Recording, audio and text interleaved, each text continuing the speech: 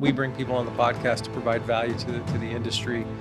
They obviously listen when people have knocked before. I ended up taking a job working for AT&T selling door-to-door. When you say digital marketing and advertising agency, what that all encompasses, especially for your clients? They're looking for growth. First place that we started is with the foundation. It's been very fruitful for them to help them grow. They were at 20 million to 25 million is where they were going. We'd also look at what the customer journey looks like. From the time that a phone call is taken, there's a lot of bad actors in our industry. And that's one thing that's big for us is the transparency. Is there a particular metric that you all look at and know that you're winning? What's the timeline that somebody needs to see that return on investment? How do you tie value to the spend? That could be a little bit of much, a little bit over the top, right?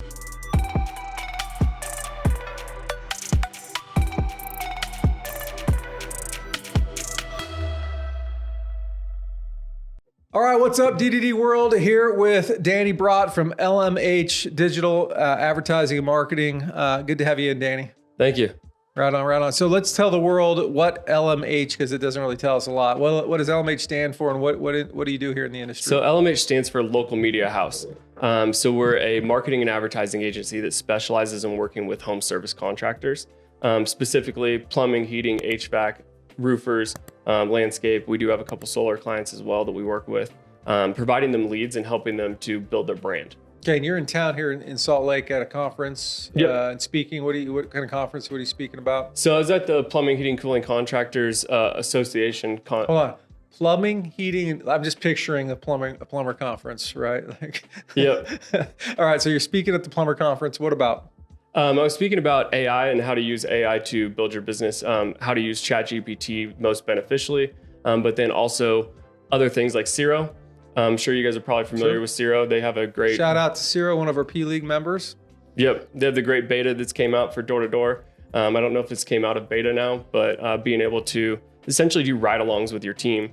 So different AI tools like that, or Xyro, which is an AI-based CSR, so they can answer the phone calls and book phone calls directly into Service Titan, House Call Pro, any of those FMSs as well. They also have a chat bot too that goes onto your website, and so you train it and it can answer all sorts of different questions. We did. I think one of the probably pre-tests with Xero is they took a bunch of Sam's content.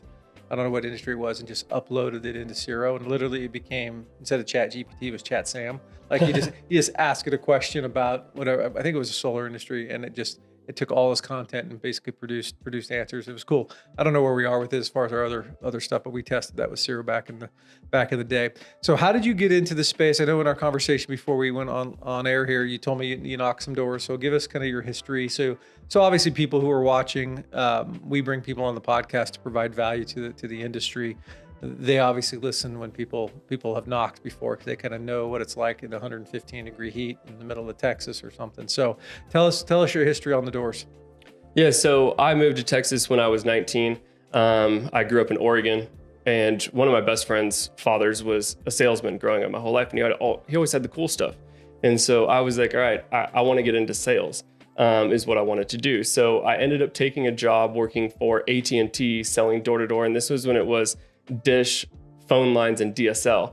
And then I was the first team to get onto Uverse. And so we were knocking doors all summer long. I have to wear a suit to the office every single day. And then from there, when you go to head out to the field, you change into your polo, still wearing suit pants, and going and knocking in 100-degree weather, hitting anywhere from 50 to 100 doors a day, just depending on what the territory was and how many people were home. After doing that, I decided that I moved to Florida, and then I was selling business to business, wearing a suit every single day, selling Quill office supplies. And coming into offices, and just like I did here, I just walked in until I found somebody. Right. I didn't go stand at the front and wait for somebody to come to me. And that's just part of it. Was I would walk into people's offices, walk right past the front desk, and it's like, hey, where's your supply cabinet at? And I would just go open up the supply cabinet. Oh, it looks like you guys need some paper and some toner. Who's the person that handles that? And I would just literally walk right in.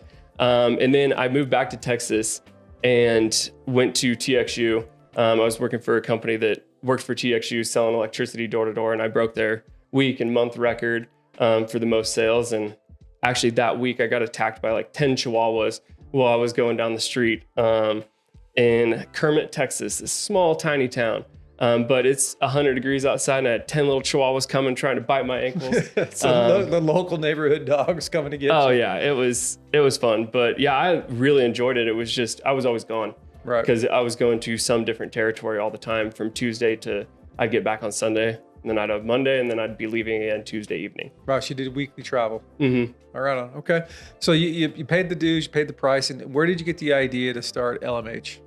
So prior to LMH, this is actually my 6th business that I've had. I started a paddleboard and kayak rental business in DFW called DFW Surf. We had 12 paddleboards. When I left in 17, we had 124 paddleboards, 60 kayaks, bicycles, and I turned it into like a gym membership. So instead of somebody having to take a paddleboard or a kayak and go take it home and try and find a place to store this thing, they could just pay a monthly membership and they could have unlimited access to it year round. And we were always getting new equipment. So I had that business, and I also had a magazine at the time called Borders Magazine. It was all about inland surfing. So wake surfing, stand-up paddleboarding, river surfing, the new surf parks that were coming around. We had the first ones coming to Texas, and now they're starting to pop up all over. And our advertisers from there asked us to start doing stuff that was outside of the scope of the magazine.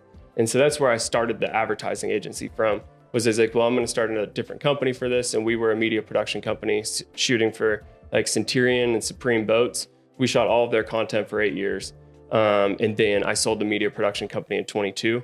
But I'd already started the website's SEO, paid ads, and all of that because I had a partner who had another agency that I'd started selling their services white labeled underneath of us. And then I ended up buying him out in 22 as well. Okay. So I don't have a ton of education about this digital marketing and advertising space enough. I own a small business. I use somebody that advertises. Obviously, we do a ton of advertising here. So enough to have a conversation outside of the office with anybody that's not in the industry. So since you're in the industry, maybe give a broad stroke of what when you say digital marketing and advertising agency, what that all encompasses, especially for your clients. So when it comes to what we do specifically is we build websites. We build all custom websites on an open source platform, WordPress. There's companies out there that build on proprietary platforms, and so you never really own your website. Right. Versus we make it so that you own all of your assets. From there, we also do PPC, which is Google Ads, pay-per-click advertising. We run LSAs for our people as well, which is local service ads, and those are the ones that are at the top of the search engine rankings page. And then you have PPC, and then you have your Google Map Pack, which is SEO. And we do SEO as well, which is building content, building links, and building authority essentially on the internet through content. As well as we do television, radio, and billboards. We also do programmatic, which is CTV, and OTT, which stands for over the top. And so it is the streaming networks of TV. And so we're able to put ads that are very targeted into it because we can go based off of age, income, what you're buying on your credit card, all sorts of different stuff we're able to target. Same thing with Meta. So Meta's Facebook and Instagram ads, we run those campaigns as well for our customers. Okay, so I love this industry, been in it all my life. And you're talking, at a high level, and I'm, who your clients are, if they're coming to you and you explain that to them, right? That could be a little bit much, a little bit over the top, right? So let's say I'm a, $5 or $7 million roofing company, and I've done it through sweat labor, hard work. I've dabbled in some of my own kind of advertising. What's kind of the first place you start? First place that we start is with the foundation, which is the website. Everybody's going to come to the website.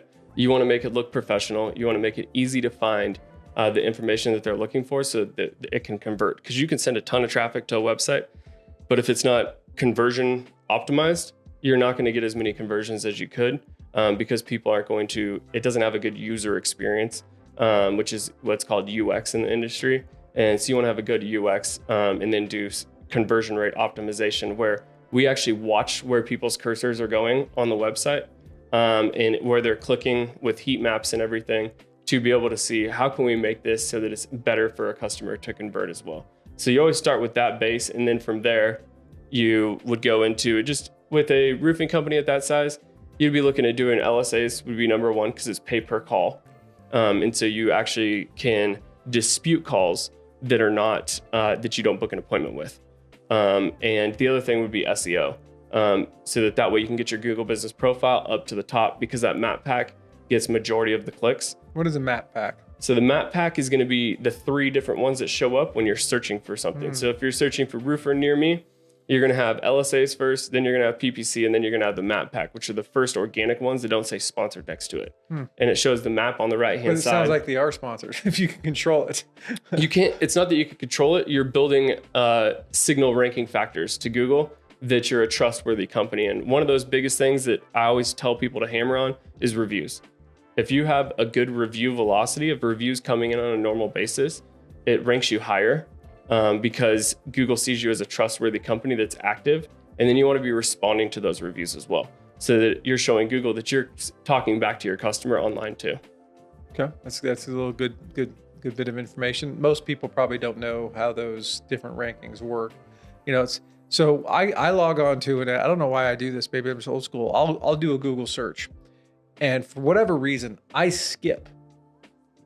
What were the top ones called? The paid LSA. I skipped the LSAs. I don't know why. Like whatever the sponsored, I'm not looking at you, right? I don't know why I do that. And then I typically go to the first non-sponsored thing, which are those three on the map pack. Just as a consumer, am I shooting myself in the foot there? Or No, that's what a lot of people do. Is they skip past the sponsored ones, but the sponsored ones, you're still getting 5% of people that are clicking through those, and you're being able to answer somebody's need. A lot of the things that we do are demand style calls, like a plumbing or an HVAC. If you have no water at your house or you have a leak, you need somebody now. So they're going and they're trying to find the first person that's going to answer the phone, be able to be there the fastest is what they're looking for. Or if they have a roof leak and water's coming in, they want to make sure that you want to be at the top, so that way they're calling you as well. What's the percentages of the data whether with those top three things? Is that 75% of the clicks, or how do you know? Like you're selling me and you say, hey, you got to be in these three things because. Yeah, between that and then the top three organic links take up over 80% of the clicks is right up top. Gotcha. And then many times those LSAs and the map pack and that first organic, they're all the same. Yeah, they're very similar because those companies have optimized their online profiles. Yeah, that's usually what I usually will say skip by it, and then I look at that first organic one, and it's usually either in the map pack or it's either in the LSA. Okay, that makes sense. So your ideal clients, walk us through, maybe the people are listening and watching, and they walk us through what industry and kind of what kind of volume of revenue should be doing to kind of look at a company of your experience and size to kind of help them grow their business. So we work with plumbing, HVAC, electrical, roofers, and landscapers that are doing between 2 million to around 50 million in revenue is who we mainly work with. And they have normally working with an agency currently, and they're not getting great results from the agency that they're working with, and that they're looking for growth. And the reason that we like it that they're working with another agency is because they understand how it works, and they're ready for somebody who's going to have the integrity, have the transparency. We're very much about transparency. We show you every single thing that we're doing versus a lot of companies. They kind of keep it behind closed curtains. And we make sure that you also own all of your accounts, which is different because you can take our stuff with you as well, because it's all of your data. It's like if somebody came into your business and said, no, you can't own your ad account, we're going to own it and run all the information. It's because we have proprietary stuff in there. All right, well, you have proprietary stuff that you put into your field management system, but when you switch to a new field management system, you can't take your stuff with you. It's the same way. You're paying somebody to run it inside of there. You should be able to take that account with you. Sure. So it's funny. I was just flashed back as you were talking. I was on a consulting call last week, and it popped onto Zoom, and I think we were both on the phone call at the time. Right? We both did like 1 second, right? And so I was finishing up. I hung up, unmuted my computer. And I hear this gentleman just dropping some F-bombs about his digital marketing company about exactly that. When you said we want to work with people that already have an agency. And on my mind, that would give them a really good kind of barometer. Like if the new agency is better than you don't have any kind of barometer when you just jump in. So that's obviously a bold thing to do as a business, to say we prefer that you already work with somebody so we can show you that we do better. And I don't want you to kind of give the trade secrets of what you do, but where do you think, imagine somebody watching and going, well, I have an agency and they're doing okay, but what aren't they doing? Like what's going to differentiate you between somebody else? Like what is, you don't give us your secret sauce, but what is your secret sauce? So one of the biggest differences is that we are very transparent, and we're making sure that you understand exactly what we're running, so that we have the best results that we could possibly get for what you're looking for. We listen to every single phone call. So customers will get 400 or 500 phone calls a month. We have a team that listens to those, categorizes them, leaves notes on what happened on every single phone call, so that way we can give that information to the company, whether it be their marketing manager or their owner. And we'll even give them, hey, this CSR is dropping a lot of calls due to this issue. And then they're able to go train their team that's taking those inbound calls as well. So that way you can get a higher conversion rate, because you're paying for the advertising. They could be good leads that are being completely wasted due to the way that the phone's being answered. Right. And so with us listening to thousands and thousands of phone calls every single month, we know what a good one sounds like. We know what a good booking rate it looks like. And so if you're missing those pieces, we're able to help with coaching on what you can do to book more calls as well. How many agencies do that? There's a few, but not many. Right.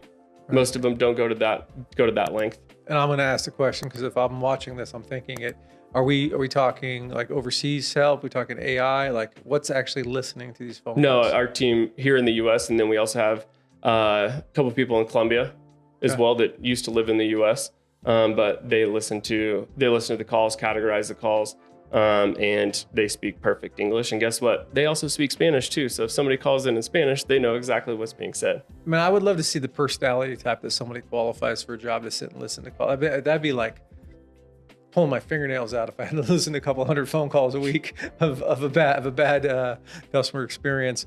And then so if I'm running a company and I'm getting 500 phone calls a month and you're listening to them for me and you're giving me the data, I want that data in kind of digestible bites. Like, I'm not going to go read 500 debriefs of calls. Mm-hmm. So how do you provide that information to a business owner? It's inside their client workbook. So we have a client workbook that shows everything, what the content is that we're creating, what contents went live. And then in there, they have another piece that shows their phone calls. We have a dashboard that everything goes into, and so that way they can see it and they can dig through it if they want to. And they can also categorize it based on what happened. So if you want to see drop rate, you just can go look at drop rate. If you see what you need to see at a high enough level that it'll allow you to say, I want the answer to that question, and then the answer is in the rest of the report. Yeah, and your client success manager brings up specific things to you if there's an issue. Okay. Walk through that CSM, that client success manager, and the interaction they would have with the client.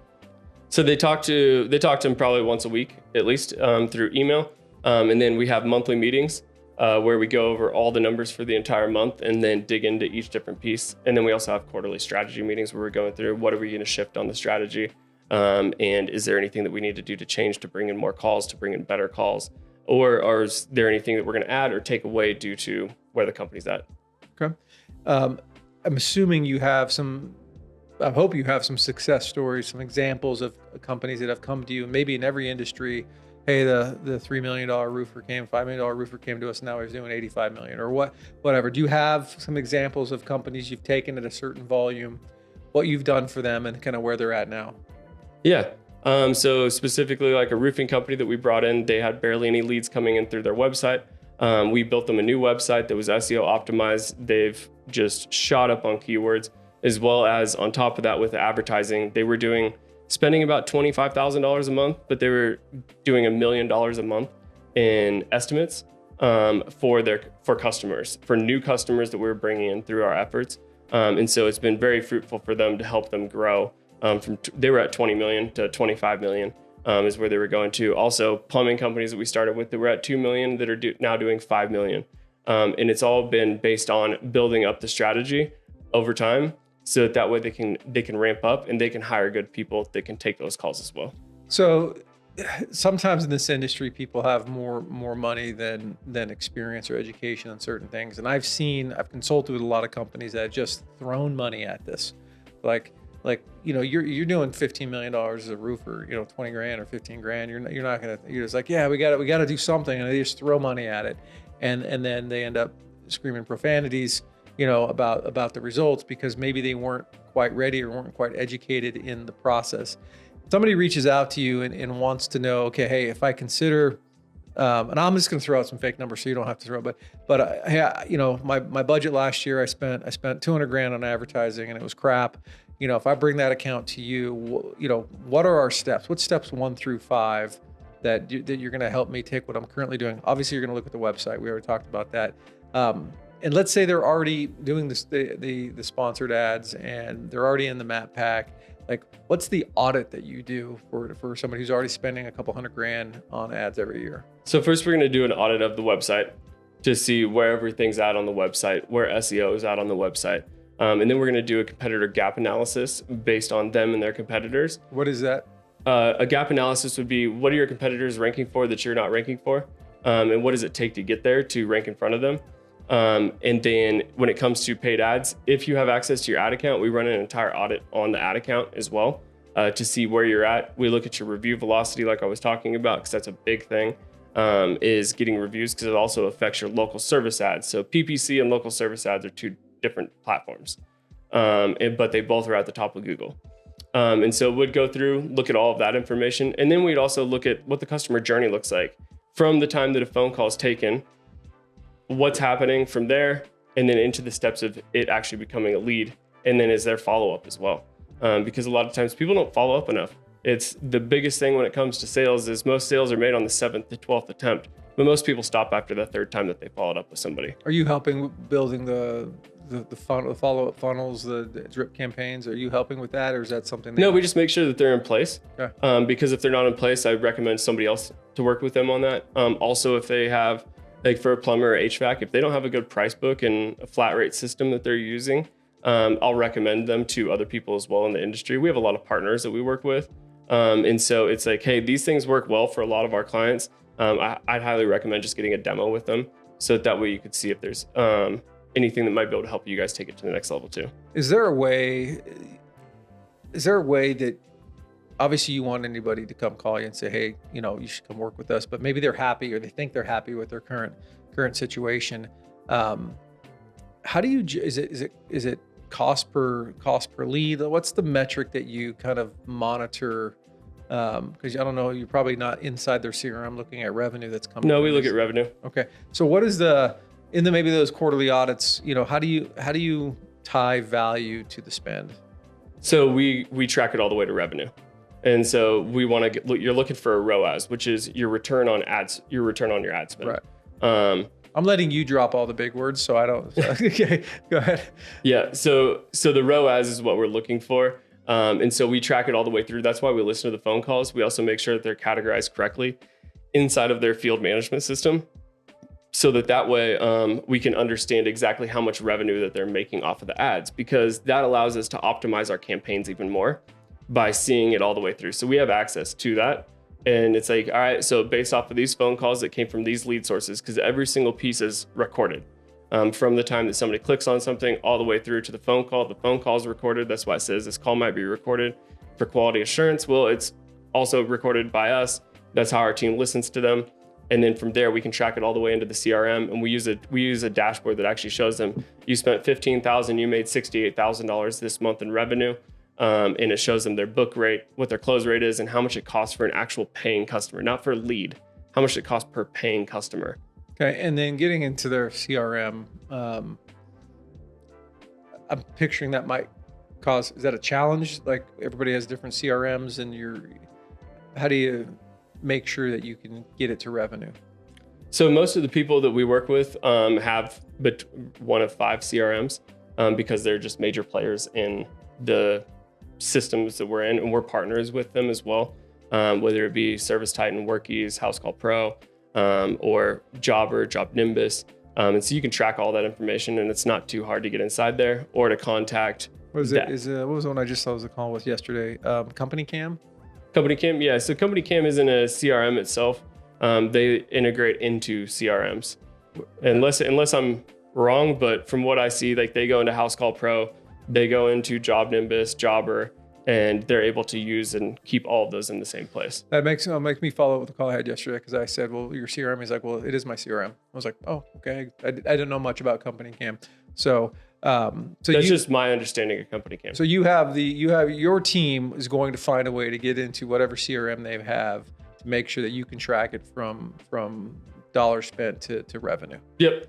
Okay, so then people because that's the only way that we can justify what we're doing. right. That's Otherwise, that's also why we record all the phone calls as well and categorize them by if they're quotable or not quotable. If you say that you got no leads, well, I have all of these recorded. It shows me that they came from Google PPC, Google LSAs, or from Google Organic. And it's like, well, you had 17 phone calls yesterday that came in. Let's listen to what happened on those phone calls. And we can walk through each different phone call as well. Because there's a lot of people, just like there is in the roofing industry, there's a lot of bad actors in our industry. And that's one thing that's big for us is the transparency and being able to stand apart from that is that we truly care about our companies that we're working with, just like there are companies. Because I'm a small business owner, has been a small business owner. I also am a partner, small equity in a roofing company. And it's like, I want to make sure that all the businesses are taken care of just as if they were mine, because that's just who I am. It's about integrity. Right on. Okay, as we're wrapping up here, what haven't we touched on that people need to know about what you all do? If there was one question you want somebody to call or message in and ask you, what would that be? The one thing that most people need to know is that what we do is one part of marketing. The other part of the marketing that they really need to do is brand marketing. And that's more on the traditional side, but it's also being out in your community and doing those things to really build your brand, because the brand recognition, it drives down the cost of your digital marketing, because people will see your name at the top and they recognize it because they've seen your wrapped vans around. They've seen you at a community event. And so it drives down the cost of your marketing. They were not searching specifically for you, but they recognize your brand. Right. And so it heavily decreases how much you actually have to spend, because the customers actually already know who you are as well, and you have a great brand presence. I think everybody in this who's watching this understands that you just don't quote price over the phone, right? Definitely don't. Whether I don't, y'all know. I'm going to ask them some pricing questions, and we're going to give we're going to give Danny a little leeway on how he wants to answer these.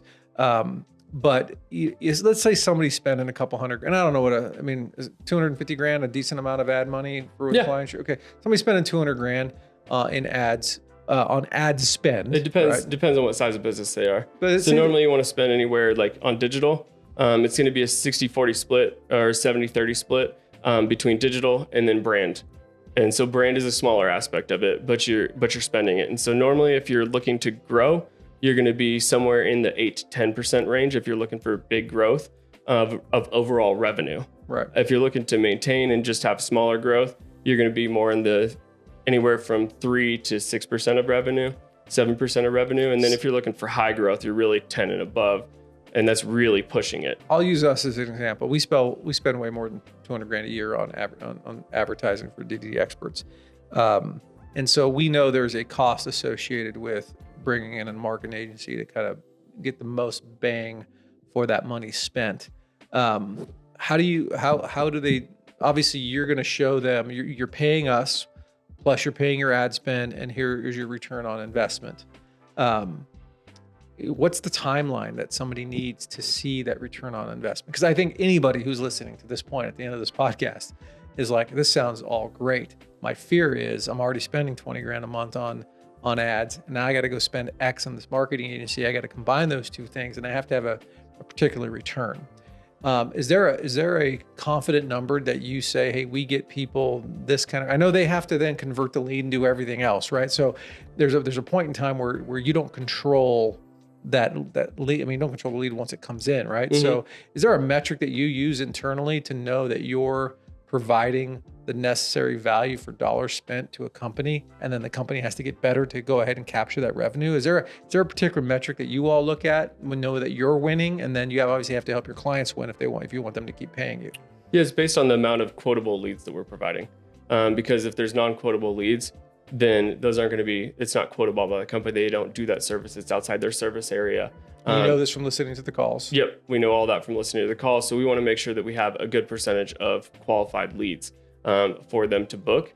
And then what is their booking ratio from there? But looking at it from the aspect of being able to take it from there, that's something that we're not able to do. But we're also looking at it, and it's like, hey, you have this much out in estimate. So let's say that they booked a call and they've went out, they've given an estimate, and they have a huge number out for estimates, but their sold and closed revenue is very small compared to it's less than 50% of it. We know that they have an issue on follow-up most of the time. Is a follow-up issue where they're not following up with the estimates they're leaving. Their guys are going out, they're leaving an estimate, and then they're following up maybe once or twice and not really getting an answer from them. So they're just leaving them open deals essentially in there that they're not closing because they're not following up with them. If anybody's listening to this right now and let's just say they spent 200 grand last year in advertising and they don't know the return on revenue, right? Is that a problem? Yeah. Yeah. So do you, I mean, imagine all of your clients know exactly the revenue they've received from the dollar spent. Mm-hmm. So if somebody's listening to this in any industry and does not know exactly to the penny how much revenue came off of their... You can't always tell exactly to the penny because if you're doing mailers, if you're doing billboards, radio, television, all of that stuff, you can't track every single dollar of exactly where it came from. But anything online. But you can understand where they're coming from because you have tracking phone numbers on those. You can tell how much brand lift you got, how much your name is being searched specifically from before you started the marketing till afterwards. And so you can see brand lift, share of voice, those sort of things to see, all right, is that lifting me up? But from digital marketing services, you should be able to tell very close to how much money you've made. I'm just picturing if I'm a business owner and I'm listening to this podcast and I'm like, shit, like I don't know I feel like I've just burnt my money on fire if I don't know the answer. I'm an analytical guy. I want to know. I would want to know every penny. All right. So how do people get a hold of you? They listen to this. They're like, this is great. I want to talk to this company. How do they get a hold of you? My email is danny@lmh.agency. Or you can go to lmh.agency as well, fill out information there, and it'll come directly to our team who will be able to reach out. You can also find us on Instagram at lmh.agency, as well as on Facebook as well, LMH Agency. Awesome. So that's where you can find us, or at any of the different trade shows. We'll be at D2D Con, we'll be at RoofCon, as well as Service World, Business Uncensored, PHCC, just a ton. We go to a ton of different trade shows as well. And you have the capacity for that kind of growth? Yep. Awesome. Well, Danny, appreciate you coming in. Glad you're in town. Glad we got this recorded, and we're happy you're coming to Door to Door Con. We'll see you all there. Awesome. Thank you.